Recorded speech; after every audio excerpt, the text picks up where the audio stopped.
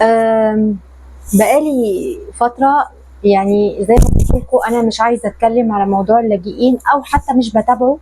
مش قادرة أتابعه، يعني أنا ببقى نفسي أتابع بس مش قادرة. وقلت لكم الموضوع ده كذا مرة ومش حابة أضايقكم ومش حابة أقول لكم أنا بيحصل لي إيه، أنا تعبانة إزاي. الفترة اللي أنا قعدت ما بتابعش فيها بدأت أرتاح شوية، لكن أنا فعلا تعبانة. بس الناس على الواتساب بتمسك فيا ان انا اتكلم. الناس بعتت لي النهارده كذا حد، بعت لي كذا حد سواء على الكوميونتي بتاع القناه سواء على الواتساب. الحقيقه يا استاذه، شوفي يا استاذه الدوله بتعمل ايه، شوفي وزيره التنميه المحليه بتقول ايه، شوفي مش عارفه ايه. صراحه في الاول انا ما صدقتش وقلت لا، انا قلبي وعقلي مش قادرين يصدقوا. اصل اللي بيحصل ده اسمه خيانه، اسمه توطين. وتوطين يعني انت حضرتك احنا مش دولة مهجر، واحنا دولة مش عدد الشعب قليل، فمحتاجين مواطنين زي مثلا اوروبا اللي بتزحولهم علينا دلوقتي. فاحنا مش محتاجينهم، لا محتاجين شغلهم ولا محتاجين وجودهم عندنا، ولا المكان يسع اصلا. لكن لقيت، يعني اضطريت كده ان انا دورت كده بشكل سريع، بصراحه ما لقيتش اي حاجه بتتكلم في الموضوع ده. فبقى كتبت لكم على الكوميونتي يا جماعه الكلام ده مش حقيقي. المهم، انا مضطره اتكلم في الموضوع تاني. بس انا يمكن تكون اخر مره اتكلم فيه، لانه احنا اتكلمنا وقلت لي بقى اشوف محمد المصري اللي انا اصلا بتابعه وبحترمه جدا، واستاذه باين حياه عبد اللطيف. انتوا مش قادرين تتصوروا، انا مش قادره اتابع. محمد المصري شفت له على التيك توك حاجه كده ايه، بس ما قدرتش اكمل لاني مش قادره خالص خالص. يعني اعصابي، انا بكلمكم، انا عندي بقالي كذا يوم بيجي لي صداع كل يوم، عندي مشاكل بسبب المواضيع دي. فانا فكرت، صراحه فكرت، قلت لنفسي ايه، انا دلوقتي لو عييت ورحت للدكتور، مين اللي هيعالجني يا ترى؟ دكتور من اللاجئين، انهي لاجئ، انهي مستوطن فيهم؟ السوري اللي بيتعلم الطب باللغه العربيه الفصحى، ولا السوداني اللي هو مهطل بطبعه، ولا الغزاوي اللي ما نعرف مالوش بلد عشان يتعلم فيها اصلا يعني. فقلت يا بت اقصري الشر وما تتابعيش علشان ما تعيش، علشان انت لو جرالك جالك سرطان ولا نيله سودا. لان ما هو بص اقول لكم على حاجه، انا فتره من الفترات حصلت لي مشكله، الدكتور قال لي ما تحاوليش تتوتري، لان الحاجات اللي عندي ممكن تحصل منها حاجات لا يعني ملهاش دواء غير الموت. تمام كده. فخليني بس انا مش عايزه اشغلكم بيا، مش عايزه اشغلكم بيا خالص، ولا طالعه اتوسل، ولا طالعه ان انا اعمل صعبانيات خالص والله. بس انا طالعه بقول لكم انا ليه مش قادره اتابع، انا ليه حقيقي مش قادره اتابع. زي ما بقول لكم احتمال دي تكون اخر مره، غالبا هي تبقى اخر مره. لاني ليه اخر مره؟ لاني ماذا يقال بعد كل ما قيل؟ احنا قلنا كل حاجه، قلنا كل حاجه. في ناس بتتابع اكتر مني وقالت وانا قلت ويعني الموضوع اتقال فيه كل حاجه. لكن لو تلاحظوا الاعلاميين حتى اللي بيتكلموا في الموضوع بطلوا يتكلموا، وما اعرفش بطلوا يتكلموا باوامر ولا بطلوا يتكلموا لانه لقوا انه الدوله معاهم. من الاخر مش هقول ان الدوله قالت لهم ما تتكلموش، لانهم عندهم سوشيال ميديا وبلاتفورمز ممكن يطلعوا يتكلموا عليها يفضحوا اللي بيحصل ايه، ان احنا ممنوعين نتكلم مش عارفه وحاجات كده. لكن ممكن يكونوا هم قريبين من الدايره الاعلى، ووصل لهم فكره ان الدوله معاهم، فهيكلموا يقولوا ايه. زي ما انا بكلمكم دلوقتي هقول ايه؟ احنا قلنا خلاص كل حاجه. زي ما بيقول ايه، احنا شخصنا المرض وقلنا المرض كذا وكذا وكذا، وهيحصل تداعيات المرض ده كذا وكذا وكذا. لكن مفيش. وانا شفت على ارض الواقع انه فعلا مفيش. انا ما بحبش كلمه مفيش فايده، في فايده طول الوقت، لكن على الاقل دلوقتي انا شايفه انه على قدم من وساق، بصراحه على قدم من وساق. واحنا بنتخان سواء بنتخان في الدستور، سواء بنتخان كشعب اختار الرئيس السيسي اللي انا عن نفسي ما انتخبتوش عشان يخلي بلدي مستوطن لنفايات البشر بصراحه. ما انتخبتوش عشان كده.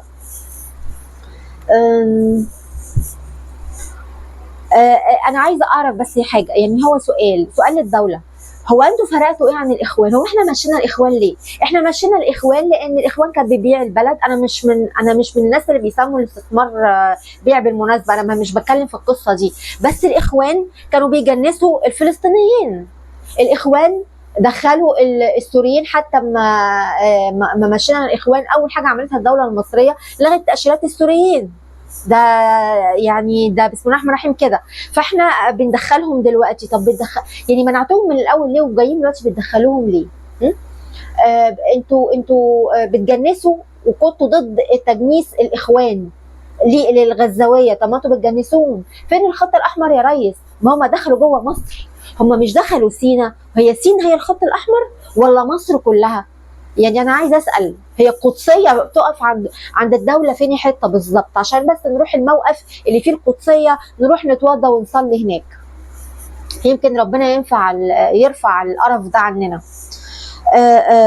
في تداعيات للموضوع دوت انا لمستها وبلمسها دلوقتي تاني، يعني كانت توقفت شويه وبدات ترجع تاني. اول حاجه فكره انه الناس بتدعو للنزول. انا طبعا انا بلغي الناس اللي تدعو للنزول، بلغيهم من القناه بتاعتي لان انا خايفه. يعني انا ما اعرفش مين ده، ممكن يكون اخوان عنده توجه، ممكن يكون لاجئ وداخل عامل نفسه مصري وبيدعو للنزول. بالاضافه انه انا بخاف اخلي الدعوات دي عندي، حتى لو على سبيل ان الدوله تتفرج تشوف هي بتنيل ايه والناس بتقول ايه على البلاتفورمز اللي هي على الزفت النت. لكن بخاف ان في ناس مخها بيبقى على قده يا حرام، ممكن تنساق وتصدق.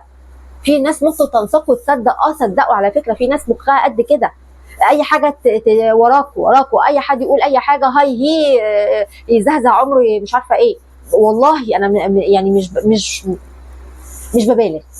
الحاجه الثانيه فكره الروح الانتماء لمصر بتقل بتقل بتقل بتقل بتقل بتقل قوي. انا واحده من الناس ما حد يقول لي اهاجر او اسافر واسيب البلد دي مش عارفه ايه، اقول له على فكره انت خاين. كنت بقول كده وش على فكره، وناس اعرفها شخصيا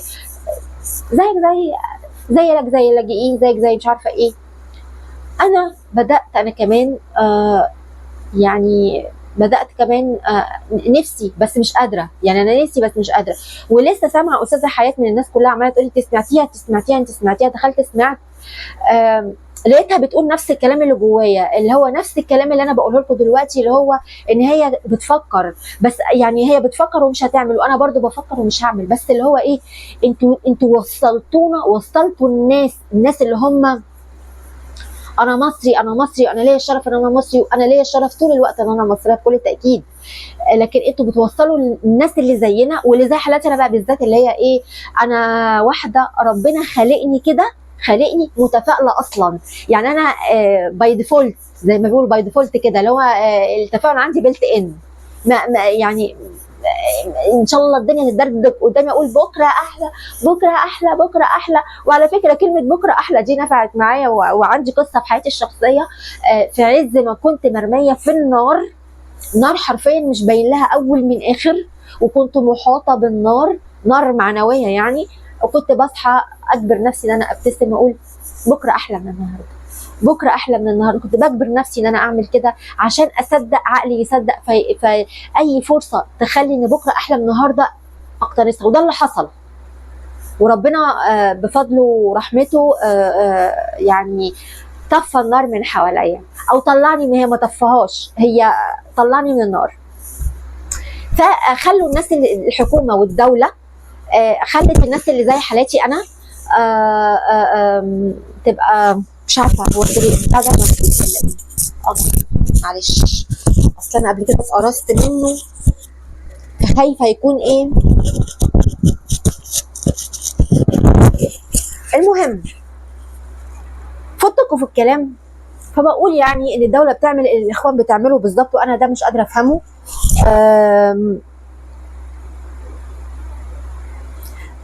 كمان التداعيات، من ضمن التداعيات ان الناس بدات تتكلم في فكره لا انا مش هدخل الجيش، انا مش هدخل ولادي الجيش، بغض النظر ان مش من حقك تقول كده او ما ينفعش تقول كده اصلا، او اصلا انت ما تقدرش تعمل كده. لكن انا فوجئت الناس عندي على القناه بيقولوا لي احنا دفعنا فلوس علشان ابننا او اختنا او اخونا او ايا كان ما يخشش الجيش، دفع فلوس او جاب واسطه حاجه كده. اتوصلتوا للناس الدرجه دي؟ ومين ابن الكلب اللي يتوسط علشان يمنع مصري ان او يعني يخلي مصري ما يدخلش الجيش؟ انا نفسي امن الدوله بقى يتابع الفيديو ده ويروح كده يفتش في القناه بتاعتي، يشوف في التعليقات مين اللي قال الكلام ده، مين اللي قال الكلام ده عشان يتحاسب هو والواسطه بتاعته او اللي اخد فلوس، اذا كان اخد فلوس انا مش فاكره. انتوا وصلتونا ان احنا ما بنكرهش بلدنا وبنحبها وبنعشقها. وانا عن نفسي انا كمصريه انا دايما بقول يا رب انت خلقت مصر دي علشان حبها يبقى تقرب منك، يعني حب مصر ده عباده في حد ذاته، تقرب الى الله. فما انتوا توصلونا لفكره اني انا بقعد ادور اسافر ازاي؟ طب لو سافرت اسافر فين حته بالظبط؟ اسافر فين؟ هلاقي عقد عمل ازاي؟ انا وظيفتي مش مطلوبه في حته، وانا مش على استعداد اغير وظيفتي، ومش على استعداد كمان اعيش في وسط بلد مش بلدي، ولا حد ممكن يتكلم كلمه على بلدي لان انا هرد وهترحل على هترحل. فبعد افكر طب انا اعمل انا ايه؟ انا حاولت اهاجر هجره داخليه جوه بلدي، انا المصريه مش لاجئه مش مستوطنه، معرفتش. انتوا الدوله توفر للاجئين سكن ومعرفش ايه مستدام. نعم يا اخويا مستدام. هو في حاجه اسمها ضيف؟ انتوا بتقولوا انهم ضيوف، بتدعوا انهم ضيوف. هو الضيف بيتحط في وظائف ويتسكن علشان تضمنوا له مستقبل مستدام ولا معرفش ايه مستدام؟ هي كده ولا ده اسمه توطين؟ هو اللي انتوا بتقولوه ده قانوني دستوري وطني؟ بلاش وطني اللي انتوا بتقولوه. انتوا محترمين نفسكم في اللي انتوا بتعملوه ده فينا؟ هو انتوا عايزين توصلونا لايه؟ انتوا بتتكلموا عن الجبهه الداخليه، انتوا بتفتتوا الجبهه الداخليه، الجبهه الداخليه اللي وقفت قدام الاخوان، الجبهه الداخليه اللي حافظت على مصر طول فتره حسني مبارك اللي كان سايبها كده خلاص. لا جيش ولا بتاع، الجيش موجود وقوي وكل حاجه بس مش بالقوه اللي احنا فيها دلوقتي. لما احنا بالقوه بتاعتنا دلوقتي وبنوطنهم، لما الدوله تضعف هيحصل ايه؟ لما هم لسه المفروض ان هم في مرحله استضعاف، اللي هم المستوطنين اللي انتوا قلتوا عليهم ضيوف وبعدين بقوا لاجئين وبعدين بقوا مستوطنين رسمي، هم دلوقتي في فتره ضعفهم المفروض بيشتمونا وبياخدوا وظايف مش ليهم. لما يتوطنوا ويتقووا ويبقى عندهم بقى عمل من الحكومه اللي منع التعيين على المصريين وبتعينهم هم التسكين. انا واخده بومبه كبيره في شقتي، حاولت كذا مره ابعت للسيسي، حاولت ابعت في الشكاوى الموحده اكتر من 4 مرات. انا شقتي اللي اخدتها ايام مبارك اخدتها كاش تمام كده. الناس اللي معايا ربنا ينتقم منهم اجروها لسواقين تكاتك وعمال تراحيل. يعني انا مش هقدر اسكن فيها، ليه؟ لانها غير امنه. ما هو قولوا لي اسره او انا لو انا سكنت لوحدي هقعد ازاي في وسط عماره طويله عريضه خلاص كل السكان اللي فيها عمال تراحيل من المأجرين ال5 سراير في الشقه الواحده، كل واحد ليه سرير وممكن يقتلوا القتيل ويجروا ومحدش يحس بيهم، او سواقين توك توك من اللي انتوا عارفين انهم بيهيسوا وحاجات زي كده وما هماش يعني مش امان. قولوا لي انتوا.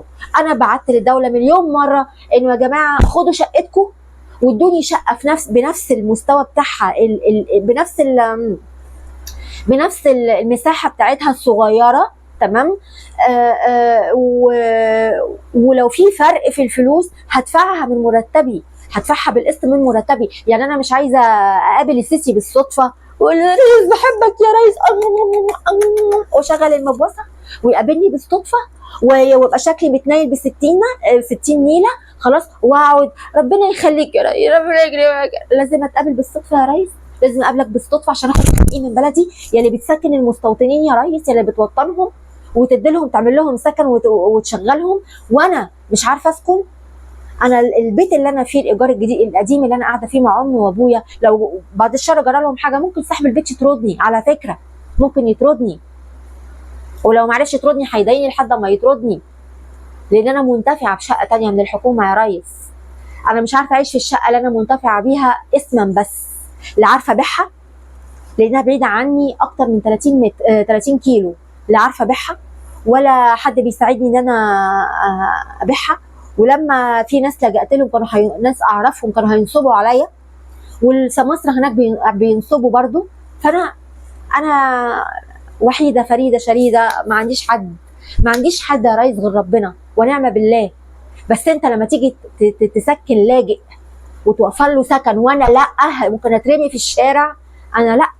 كتير كتير كتير كتير في ناس بتحب مصر على حرف، والله العظيم انا اعرف ناس بتسافر كل سنه، تسافر وتصيف، ومن الاوتيل ده للفندق ده للمصيف ده للمصيف ده للمعرفش فين لفين لفين، وتصرف يعني فلوس كتيره قد كده اهوت، وتقعد تشتكي اللضا وبتكره مصر وعايزه تمشي وعايزه معرفش ايه، وبتشتم في مصر زيهم زي الاخوان. هم مش اخوان بس زيهم زي الاخوان. انا ما بعملش زيهم، وعندهم شقق تمليك وساكنين وعايشين ومتنعمين ومستورين وما بيحمدوش ربنا، وعايزين يسيبوا البلد وبيشتموا في البلد، بيحبوا مصر على حرف. لو اديتهم يشكروا، لو اساءت يسيئوا، وطين. طب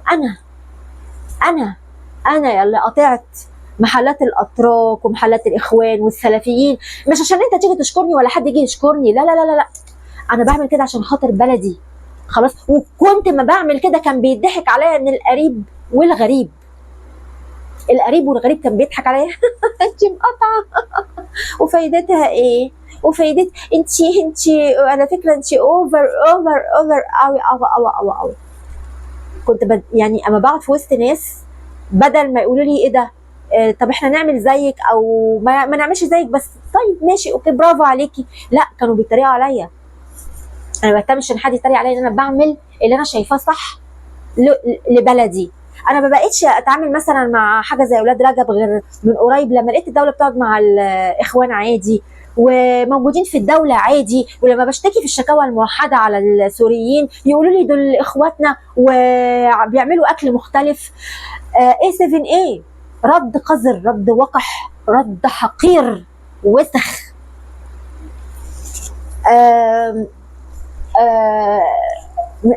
مش عارفه، انا مش عارفه اقول ايه. انتوا مستنيين مني اقول لكم ايه؟ انا مش هقول لكم حاجه على فكره، انا ما عنديش حاجه اقولها لكم. انا كل اللي هقوله لكم، احنا كل اللي نقدر نعمله يا جماعه كمصريين اول حاجه نفضل مستمرين على المقاطعه. انا ما بقولكمش انشروا المقاطعه، انا ما بتكلم مع حد يعمل لي برافو ايه ده جد والله برافو، وبعدين الاقيه من ورايا وساعات من قدامي وفي وشي بيتريق على اللي انا بقوله. ف انا هنا كمواطنه مصريه انا بقول لكم انا ملتزمه بنفسي، بس انا لا بدعو حد يعمل حاجه ولا اي حاجه، انا ملتزمه بنفسي، وانا عن نفسي هفضل مقاطعه اي حاجه فيها لاجئين، او خلينا نقول المستوطنين، ما ده بقى الاسم خلاص. على فكره الاسم بقى رسمي، الاسم بقى رسمي. ها انا لا هندمج ولا هشتري منهم حاجه ولا هتعامل معاهم، ولو بموت ولقيت الدكتور، وانا لو بموت ويعني وشايفه كده بعيني ان اللي بيعالجني او هيعالجني ده مش مصري، مش هتعالج، وافضل ان انا اموت اشرف لي من ان مستوطن ابن وسخه يعالجني. ما هو مش بالعافيه، مش بالعافيه يا ريس. صديقه عندي في البرنامج بنتها تدرس لها واحده سودانيه معدومه العافيه، والبت مش عارفه تفهم، وتروح لمدير المدرسه يقول لها لا لا لا هتفهمي، حاولي تفهمي حاولي تفهمي. ايه ده ان شاء الله؟ ايه ده بقى ان شاء الله؟ هتقولوا لي نلجا بلغي البوليس. في ناس قالت لي بلغي على حاجه كده مش فاكره كانت ايه، بلغي. ابلغ مين؟ انا قلت لكم انا كنت في محل فول وطعميه ولاقيه حد من الشرطه واقف وبقول ال الافران بتاعت المستوطنين السودانيين اللي حوالينا، لقيت الضابط واقف يتكلم مع صاحب المحل. طبعا صاحب المحل دقن سلفيه يعني.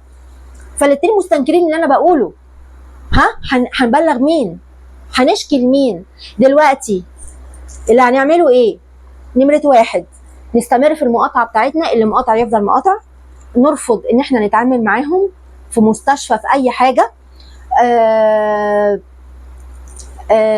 بتاع ده كنت اقول على حاجه.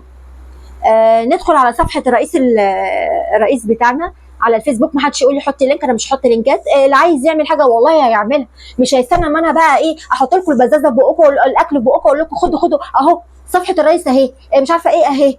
اللي عايز يعمل حاجه يعملها. انا بقول انا بدخل على الصفحه الرسميه للرئيس عبد الفتاح السيسي على الفيسبوك، بدخل بكتب على الماسنجر وفي الكومنتات بتاعه صفحته اللي انا عايزه اقوله ليه. اي رساله عايزه اوصلها له بكتب له في الماسنجر، وبكتب له وبكتب برده لصفحه المتحدث العسكري في الكومنتات وفي الماسنجر بتاعه. انا بس عايز اعرف هو الجيش فين من اللي بيحصل ده، والمخابرات فين، وامن دوله فين من التوطين ده. لان انا قبل كده اتقال لي علي صوتكم علينا صوتنا اهو، وصلنا للمرحله القذره اللي احنا فيها. فده اللي انا بقول اللي احنا هنعمله. ثالث بقى حاجه هنعملها عشان انا كنت نسيتها، احنا بعد كده خلاص مش هنعمل شكاوى موحده ولا بلاغات ولا اي حاجه من ديت. احنا هنشتكي لربنا كل يوم. رب العالمين يا رب انقذ مصر من الخونه اللي جواها قبل اللي براها. احنا مشينا الهكسوس قبل كده، مشينا حسني مبارك بجبروته وطغيانه وده كله وتقزيم مصر. حسني مبارك ده ما كانش حد يقدر يتصور بس انه يسيبها من قبل ما يموت اهو، ودخلناه السجن. انا من ضمن الناس اللي نزلت اتظاهرت في الميدان، وقفت في عز الشمس واغمى عليا في عز نقره الاياله في شهر 7 علشان مبارك يدخل ونشوفه في القفص بيتحاكم.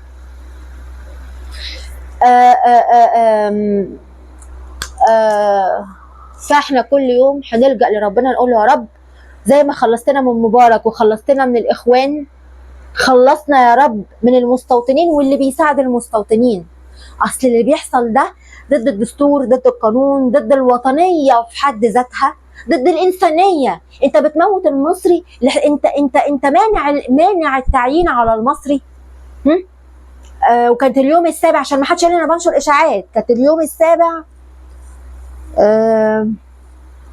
للاسف انا بتكلم الموبايل، كان ممكن اطلع من الموبايل البتاع. اليوم السابع اللي كانت نشره انه هيشغلوهم في الحكومه، هيعينوهم في الحكومه، وانت في الحكومه والقطاع العام قطاع الاعمال والقطاع الخاص. يعني انت ما تعينش المصري، والمصري ما يلاقيش ايجار علشان يأجر محلات فما يأجرش، ما يلاقيش شقه يعرف يأجرها، وهم بقى اللي يأجروا المحلات ويأجروا الشقق وكمان يشتغلوا في الحكومه، وانت اتفخس عليك. انت مصري يا ابني، انت رخيص جوه بلدك وبره بلدك يا ابني، انت من ايام مبارك وانت مترخص يا ابني. الله يرحم ايام مبارك. عشان الناس اللي بتشكر في مبارك افتكروا كده العباره السلام 98 كان هو قاعد بيتفرج على افريقيا هو ومراته، والناس بتموت بتغرق في البحر الاحمر، والكويت بتقول انتوا تسووا عند حكومتكم 8 ثلاجه ايديال. مترخصين يا جماعه، مرخصين. احنا بنروح دول الخليج بكفيل. عارفين يعني ايه كفيل؟ عارفين يعني ايه كفيل؟ يعني احنا جواري وعبيد ده نظام عبيد وجواري.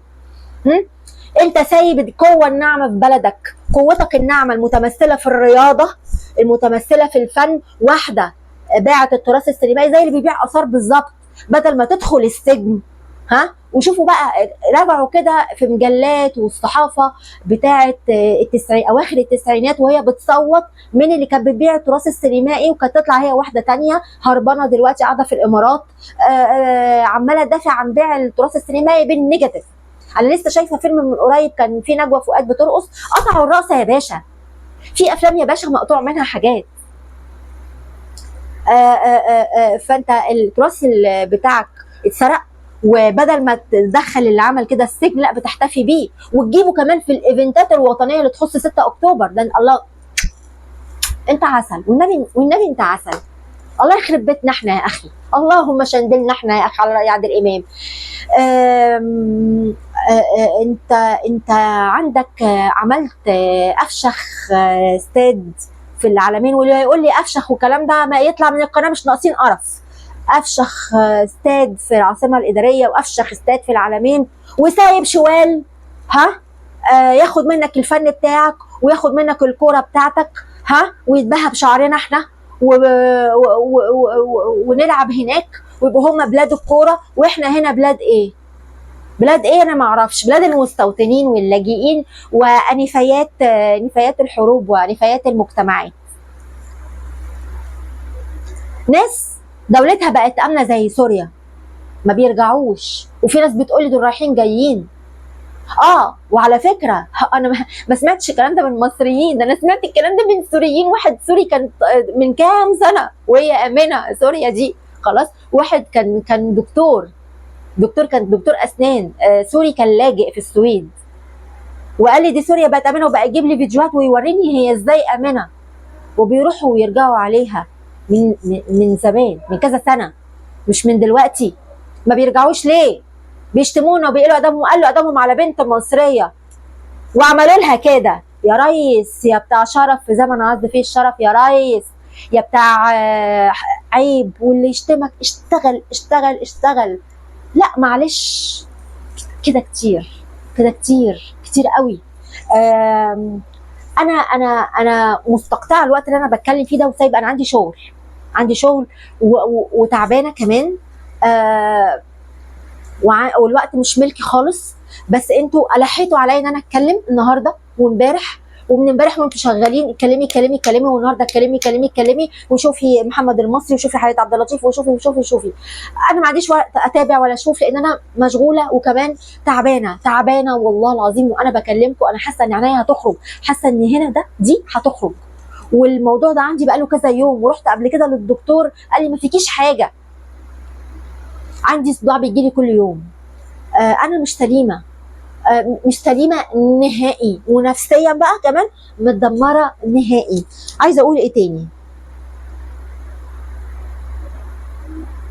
انا نفسي اخرج بره البلد حقيقي، بس والله العظيم بقعد اقول لنفسي لو كنت اعرف اللي فيها اول ما اتخرجت من الجامعه كنت رحت نميت اللغه بتاعتي، طورتها شويه ودورت لي على شغل في اي دوله.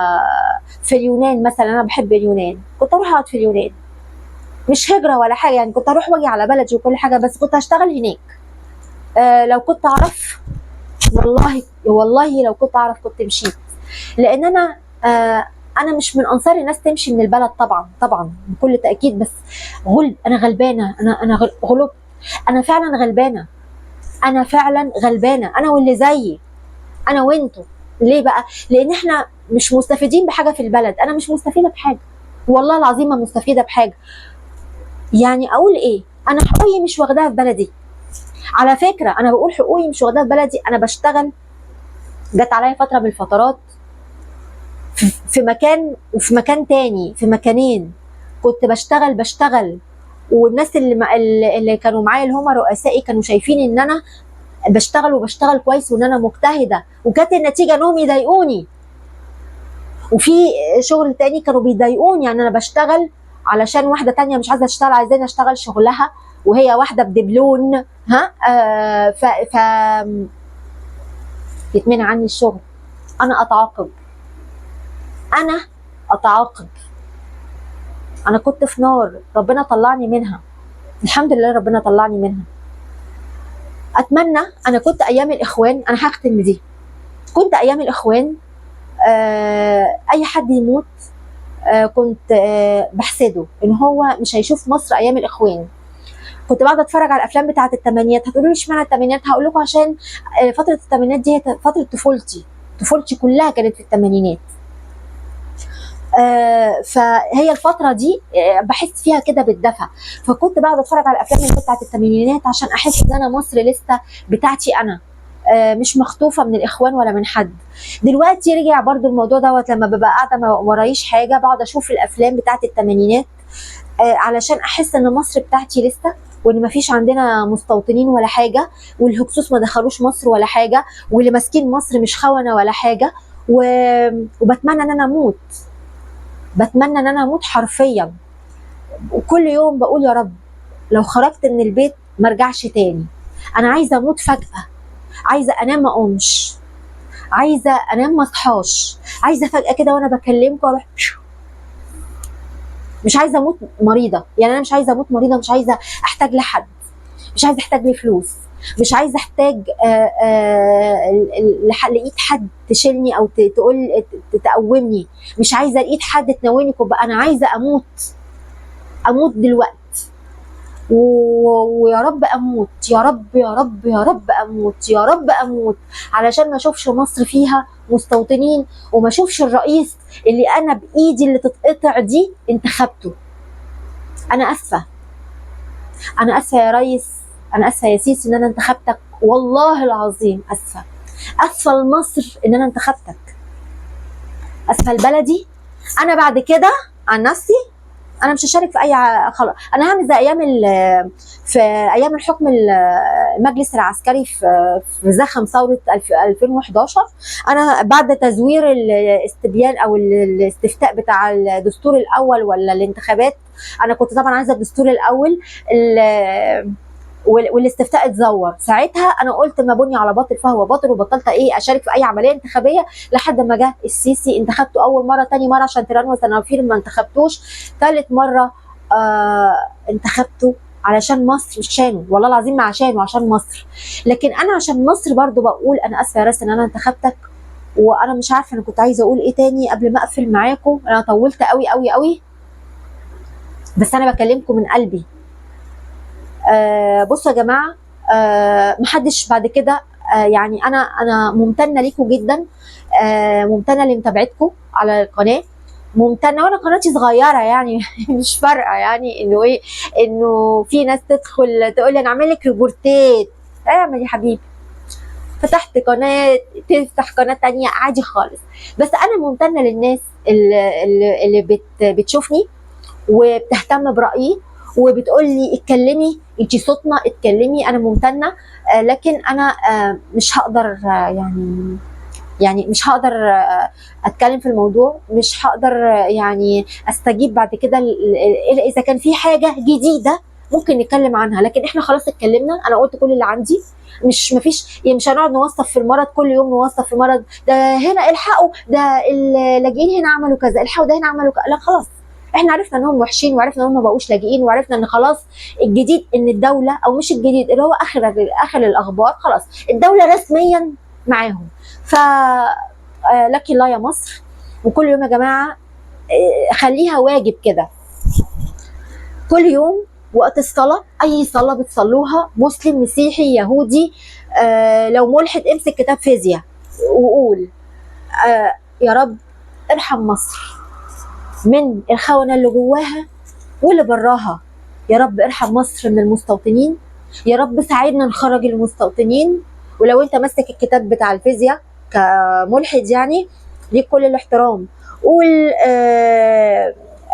كلم النجوم، كلم السماء، كلم قلبك، قول له يا قلبي اتمنى ان مصر ربنا يرحمها من الهكسوس الجدد، ومن الهكسوس كمان اللي جابوا الهكسوس. ما اصل اللي جاب الهكسوس دول مين؟ اكيد دول مش مصريين، اصلها مش بشهاده الميلاد بس، برضو لا، في حاجه غلط، في حاجه غلط. اللهم ارحم مصر، اني داعيه فامنوا، اللهم ارحم مصر.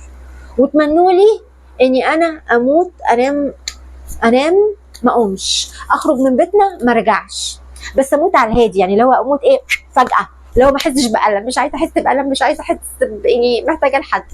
ف والله ما قادره اهزر ولا قادره اضحك. انا هسيبكم دلوقتي وهنزل يا رب بس يلحق ينزل النهارده، واذا كان كده هينزل على بكره اللي هو الحد، واروح اكمل شغل.